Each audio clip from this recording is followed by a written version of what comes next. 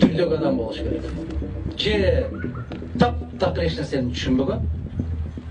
Че мен елдің қалағанын айтып қойдым дағы, менден кейін эмне болса ошол болсун деген. Комтөрдү ал бизге өткөрүп алыш бул өтө оор маселе. Өтө оор маселе. Бул шордун баары алдында. Сен эл аралык сот, бул кыргыздын соты эмес. Бир кой жетелеп барып, маселеңди каалагандай чечип алгандай. Жок. Кыргызстан получил 100% акций компании «Кумтор», крупнейшего золоторудного месторождения республики. Кумтор полностью перешел в собственность Кыргызстана. Теперь... Кумтор полностью перешел к Кыргызстану.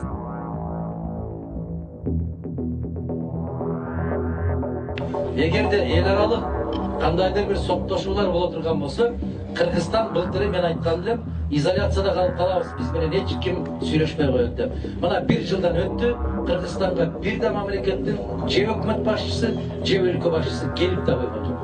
Главы правительств Кыргызстана, Армении, Беларуси, Казахстана и России прибыли в Чолпон-Ату.